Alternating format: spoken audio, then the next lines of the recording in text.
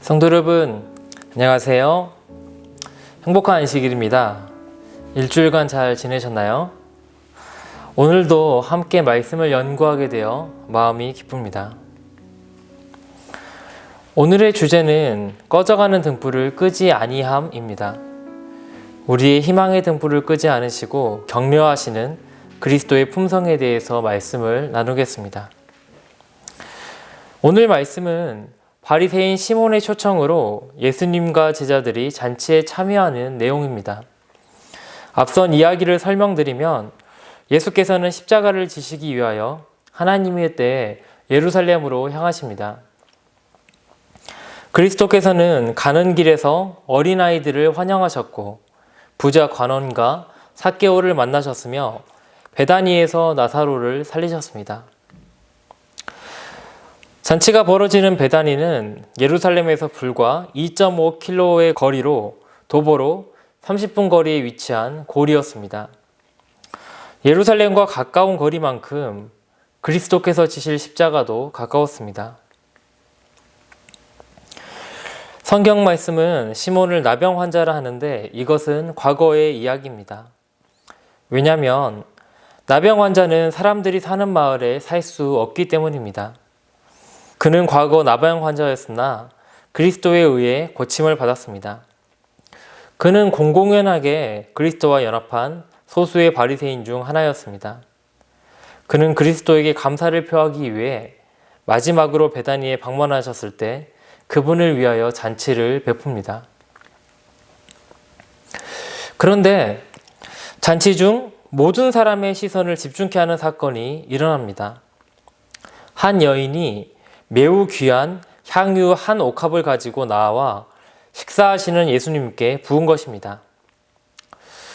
이 사건을 본격적으로 살피기 전 먼저 당시의 상황을 머릿속에 제대로 그리기 위해 세 가지 사실을 짚고 가겠습니다. 먼저 그림은 당시의 모습을 나타내고 있습니다. 우리는 최후의 만찬 같은 성화를 먼저 보았기에 성경에서 잔치라 하면 테이블에 앉은 것으로 생각합니다. 하지만 당시 유대인의 잔치는 상이 앞에 있었고 이때를 위해 고안된 방석에 왼팔을 고인 채 몸을 기대어 먹는 방식이었습니다.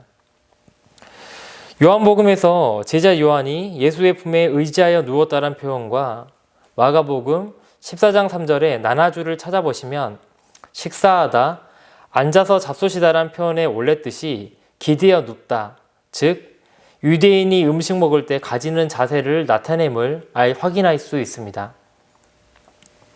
이렇게 앉으면 발이 바깥쪽으로 나가기 때문에 향유 냄새가 잔치 공간에 가득하기 전까지 사람들이 눈치채지 못한 이유 또한 이해할 수 있습니다. 두 번째로 여인이 부은 향유의 정체는 순전한 나드인데 나드향은 인도산 식물로 뿌리 부위에서 얻어지는 휘발성이 강한 향입니다. 매우 귀하고 일반 노동자의 1년 연봉에 달할 만큼 값이 비싸서 주로 왕과 같은 고귀하신 분에게 바쳐지는 것이었습니다. 또한 옥합을 깨뜨리다는 표현은 병을 부수는 것이 아닙니다. 향유는 휘발성이 매우 강하기 때문에 원석을 세공한 병에 담고 뚜껑을 밀랍으로 단단하게 막아 보관했습니다. 따라서 향유를 부으려면 봉에 두었던 밀랍을 깨뜨려야 했는데요.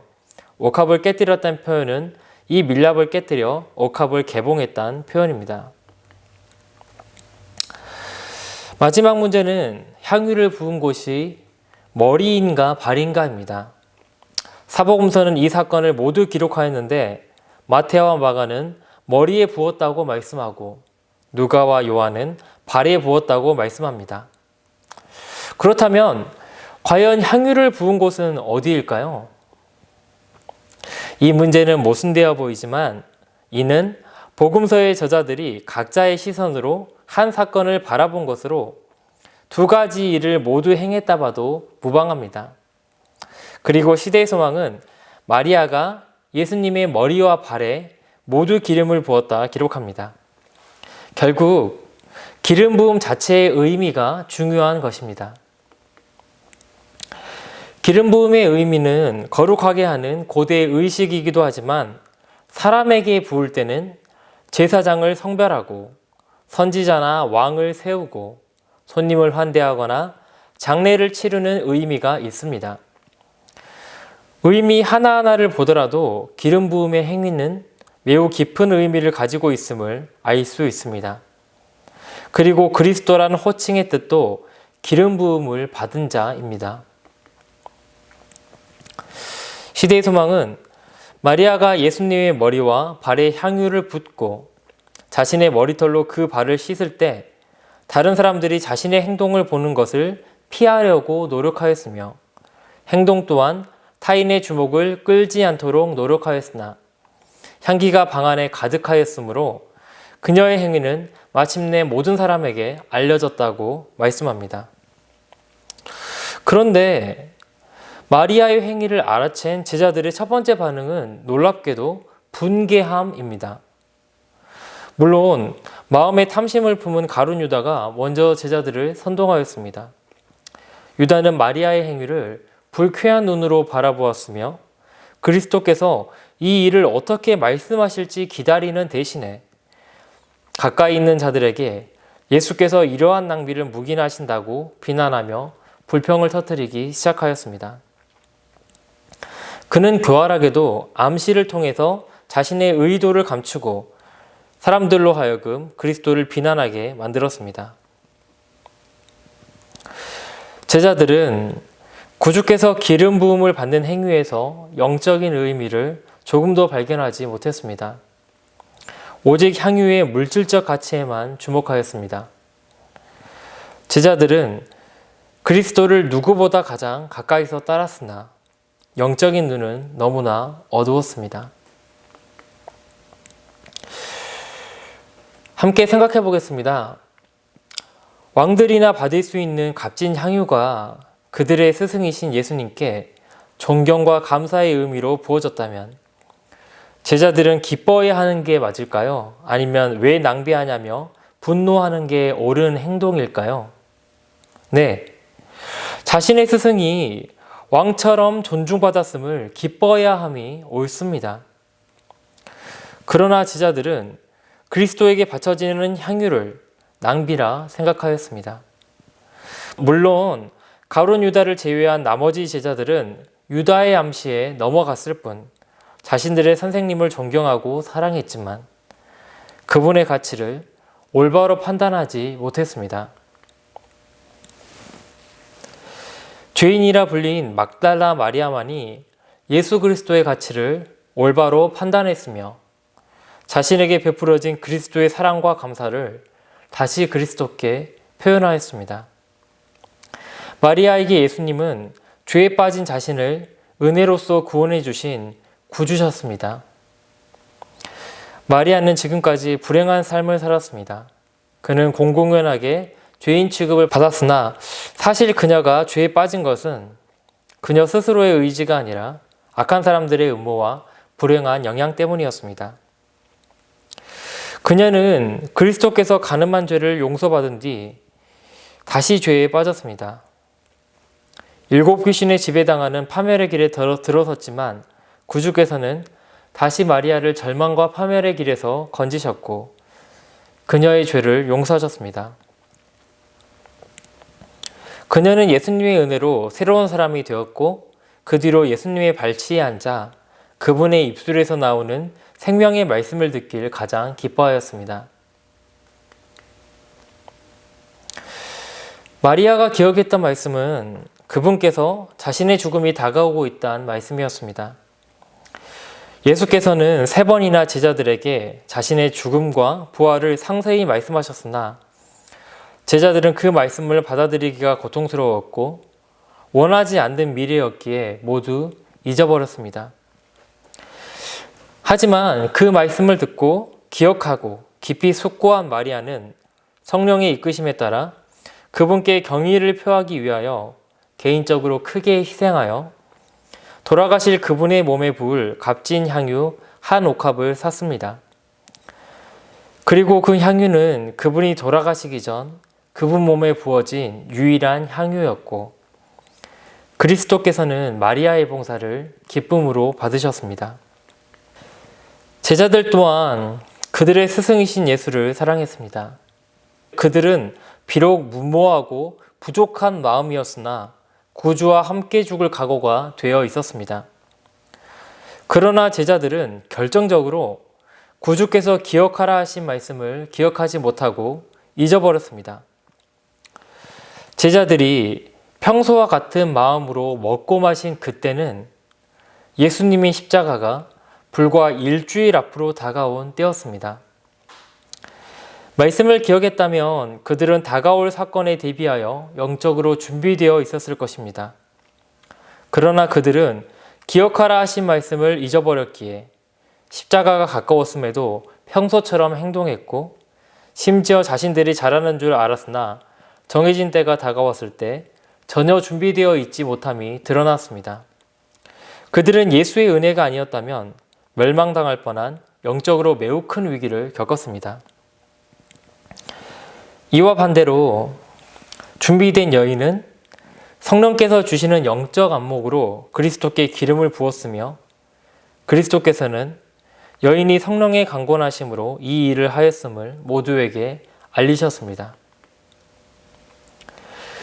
이 교훈은 우리에게 매우 중요합니다. 우리는 그리스도를 사랑한다 고백할 수 있고 그리스도를 따르는 제자라 공언할 수 있습니다. 그러나 정말 그리스도의 뜻을 따르길 원한다면 우리는 그리스도께서 기억하라는 말씀을 기억해야 합니다. 우리가 그리스도께서 기억하라는 말씀을 기억할 때 잃어버린 바 되지 않고 때에 맞는 준비를 갖추게 될 것입니다. 예수님께서는 자신을 하나님의 어린 양이신 그리스도로 제자들이 주목하길 바랐습니다. 왜냐하면 그리스도의 희생과 부활이 인성을 입고 이 땅으로 오신 그리스도의 현재 사역이셨기 때문입니다. 그래서 우리는 그리스도의 현재 사역인 하늘지성소에서 일어나는 조사심판, 속죄사업을 항상 염두에 두고 말씀을 살펴야 합니다. 그렇지 않는다면 우리는 제자들과 마찬가지로 그리스도를 사랑하였으나 그분을 놓치게 될지도 모릅니다. 이 이야기에 대한 또 다른 시선은 누가복음에서 찾아볼 수 있습니다. 함께 읽겠습니다. 그 동네에 죄를 지은 한 여자가 있어 예수께서 바리새인의 집에 앉아 계심을 알고 향유 담은 옥합을 가지고 와서 예수의 뒤로 그 발 곁에 서서 울며 눈물로 그 발을 적시고 자기 머리털로 닦고 그 발에 입 맞추고 향유를 부으니, 예수를 청한 바리새인이 그것을 보고 마음에 이르되 이 사람이 만일 선지자라면 자기를 만지는 이 여자가 누구며 어떠한 자 곧 죄인인 줄을 알았으리라 하거늘. 예수님을 위해 잔치를 주최한 시몬에게 마리아의 존재는 불쾌하였습니다. 그에게 마리아는 간음죄를 범하고 7 귀신에 들린 죄인 중에 죄인이었습니다. 모세의 율법은 그녀에게 죽음을 선고하였지만 그녀는 그리스도의 은혜로 용서를 받았습니다. 시몬은 겉으로 표현하진 않았으나 조금의 동정심도 없이 그녀를 마음속으로 정죄하였습니다.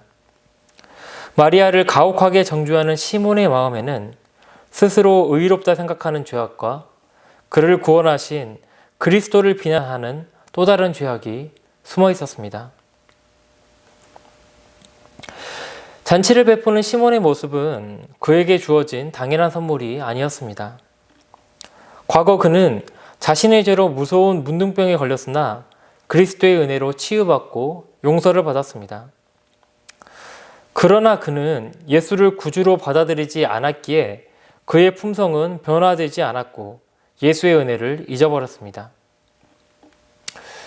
그리고 시몬은 마리아를 죄 가운데로 유인한 악한 이였습니다. 마리아는 시몬으로 인하여 불행한 죄의 굴레에 빠져들었습니다. 그런데도 시몬은 마리아에게 범한 자신의 죄는 죄라 생각하지 않고 자신이 범죄로 인한 마리아의 죄는 용서받지 못할 죄라 판단하였습니다. 여러분은 자신이 죄를 짓게 한 사람에게 죄책감을 느끼지 않고 도리어 정죄하는 시몬의 모습이 어떻게 느껴지십니까? 참으로 뻔뻔하고 패역하다 생각되지 않으십니까? 저는 설교를 준비하며 시몬이 얼마나 악한 사람인가에 관심이 집중되면 안 되기에 그의 악행을 간단히 설명하였지만 만일 이런 사람이 곁에 있다면 참으로 견디기 어려울 것입니다. 그런데 슬프게도 시몬의 죄는 우리 삶에서 반복되는 것 같습니다.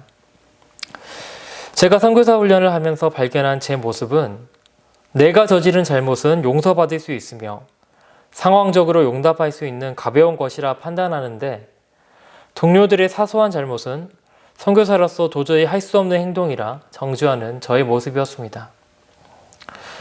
선교사라 공언하면서도 스스로의 죄에 대하여 무감각한 저의 모습에 참으로 부끄럽고 스스로가 끔찍하게 느껴졌습니다. 시몬은 만약 그리스도께서 선지자시라면 죄인을 알아보고 그들을 견책하셔야 한다고 생각했습니다. 그러나 그리스도의 견책을 받아야 할 사람, 하나님의 심판을 받아야 할 사람은 그가 비난하는 그 여인이 아니라 시몬 자신이었습니다. 그는 자신을 용서하신 하나님과 그리스도의 품성에 대하여 무지하였습니다. 그리스도께서는 그분의 은혜를 잊어버리고 그분을 의심하고 용서받은 죄인을 정죄하는 시몬을 직접 책망하실 수 있었습니다. 그리고 그의 죄를 공공연하게 드러내어 마리아가 많은 사람들 앞에서 당했던 것처럼 난처한 상황을 똑같이 겪게 하실 수 있었습니다. 하지만 구주께서는 그렇게 하지 않으시고 나단이 다윗에게 행한 것처럼 날카로운 책망을 비유 속에 감추셨습니다. 시몬을 대하는 그분의 말투는 여전히 공손하셨습니다. 예수께서 대답하여 이르시되 시몬아 내가 내게 이를 말이 있다 하시니 그가 이르되 선생님 말씀하소서. 이르시되 빚 주는 사람에게 빚진 자가 둘이 있어 하나는 500데나리온을 졌고 하나는 50데나리온을 졌는데 갚을 것이 없으므로 둘 다 탕감하여 주었으니 둘 중에 누가 그를 더 사랑하겠느냐. 시몬이 대답하여 이르되 내 생각에는 많이 탕감받은 자이니이다. 이르시되 내 판단이 옳다 하시고. 예수님의 말씀을 들은 시몬은 비로소 예수께서 비춰주신 빛 가운데서 자신을 바라보았습니다. 그는 자신이 정죄했던 마리아가 선지자보다 더 큰 이로부터 얼마나 존중받고 있는지 알았으며 구주께서는 마리아의 구주에 대한 사랑과 헌신적인 마음은 물론 바리새의 주의에 물든 이기적인 자신의 마음 또한 환히 들여다보시는 것을 알았습니다. 시몬은 수치심에 사로잡혔으며 자신보다 훨씬 높은 분 앞에 있다는 사실을 깨닫게 되었습니다. 그리고 그는 손님 앞에서 공공연하게 자신을 책망하지 않으신 예수님의 친절에 감동되었습니다. 그는 마리아가 대접받았던 대로 대접받지 않았습니다. 예수께서는 그의 잘못은 사람들 앞에 드러내지 않으시면서 사실을 진실하게 말씀하시므로 마음속으로 죄를 깨닫게 하시고 동정 어린 친절로서 그의 마음을 부드럽게 하길 원하신다는 것을 알게 되었습니다. 그는 자신이 예수께 진 빛의 크기를 보았고 회개함으로 교만을 버리고 겸손하게 되었습니다.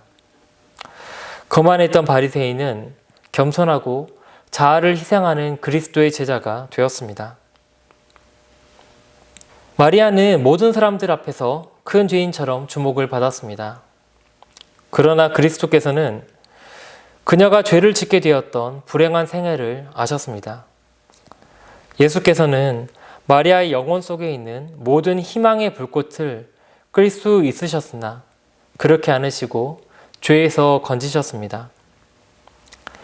마리아는 자신의 마음과 정신을 사로잡았던 귀신들을 7번 책망하시던 그리스도의 음성을 들었고 자신을 위하여 아버지께 힘써 탄원하시는 그분의 음성을 들었습니다. 그녀는 그분의 흠없는 순결에 비하여 죄가 얼마나 더러운 것임을 깨닫고 그분의 능력을 통하여 승리하였습니다. 그리스도를 따르는 우리 또한 그리스도의 탄원하시는 음성을 들었으며 깊은 죄의 나락에서 건지시고 죄를 용서하시고 주의 일꾼으로 부르신 그리스도의 자비를 경험하였습니다. 우리의 죄는 참으로 흉악하여 은밀한 죄와 과거가 밝혀진다면 자리에 설 수 없을 것입니다. 그러나 그리스도께서는 우리의 희망의 불꽃을 끄지 않으시고 우리의 죄를 용서하셨습니다. 대신 우리의 죄짐을 지고 십자가로 걸어가셔서 우리들을 구원하기 위한 속전으로 자신을 바치셨습니다. 그리스도께서는 천사들을 명하여 하나님께 대한 증오심으로 가득 찬 자들을 멸하기 위하여 이 세상에 당신의 진노의 잔을 쏟게 할 수 있으시다. 그분은 우주에서 이 흑점을 일소해 버릴 수도 있으시다. 그러나 그분은 그렇게 하지 않으신다. 오늘날 그분께서는 향단 곁에 서서 당신의 도움을 바라는 자들의 기도를 하나님 앞에 드리고 계신다. 죄인인 우리를 구원하시기 위하여 중보하시는 예수님의 자비는 정말 놀랍고 감사한 것입니다. 우리가 지금 죄에 대한 심판을 받지 않고 성령과 천사들의 도움을 받는 것은 우리의 죄를 대신 지신 예수께서 다시 우리를 위하여 하나님 보좌 우편에서 우리를 위하여 탄원하고 계시기 때문입니다. 우리는 우리를 위하여 봉사하시는 예수 그리스도를 기억해야 합니다. 또한 하나님께서는 당신의 자녀들이 사랑의 말과 행실로서 당신께 감사하기를 게을리할 때 마음으로 슬퍼하십니다. 앞으로 남은 안식의 시간 동안 우리가 예수님을 다시 기억했으면 좋겠습니다. 기도와 말씀으로 예수님을 만나고 그분이 지금 우리에게 원하시는 뜻대로 회개하고 순종하는 저와 여러분이 되시길 바라며 말씀을 마치겠습니다. 제가 기도하겠습니다. 하늘에 계신 우리들의 하나님 아버지, 오늘도 저희들에게 말씀을 허락해 주셔서 감사합니다.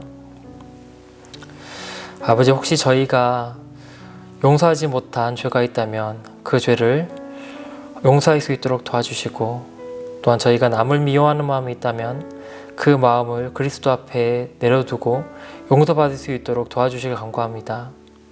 그리고 또한 저희가 그리스도를 닮기 원하고 그분의 말씀을 기억하기 원하오니 오늘 저희들에게 그리스도를 따르는 마음과 말씀을 보는 마음을 허락해 주시길 간구합니다. 예수님 이름으로 기도 올렸습니다. 아멘.